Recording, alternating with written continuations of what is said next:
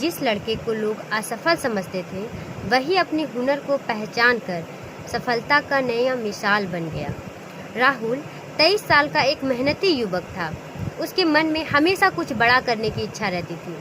वह चाहता था कि जल्दी से जल्दी अपने पैरों पर खड़ा हो जाए और अपने परिवार का सहारा बन पाए।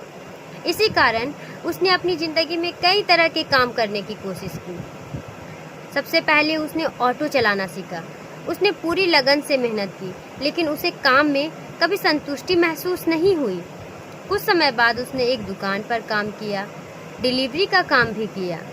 उसने छोटे मोटे व्यापार की भी कोशिश की, लेकिन हर बार उसे असफलता ही हाथ लगी।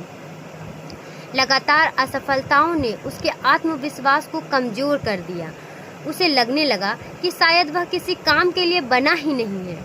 एक दिन घर की सफाई करते समय उसे अपना पुराना कंप्यूटर मिला। उसे याद आया कि बचपन से ही उसे कंप्यूटर पर काम करना, नई नई चीज़ें सीखना और डिज़ाइन बनाना बहुत पसंद था।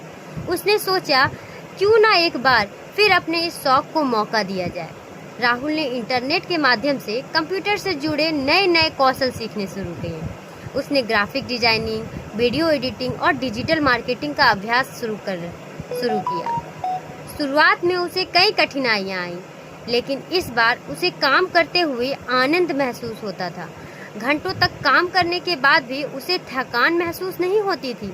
धीरे धीरे उसका हुनर निखरने लगा।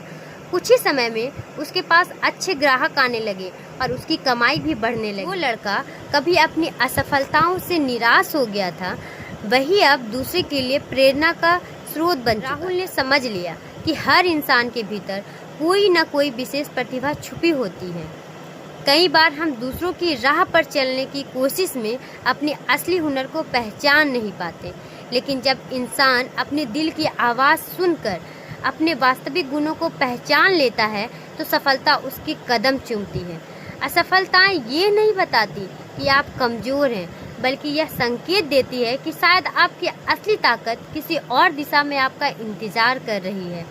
तो अपने असली हुनर को पहचान कर उस पर काम करना बहुत ज़रूरी है।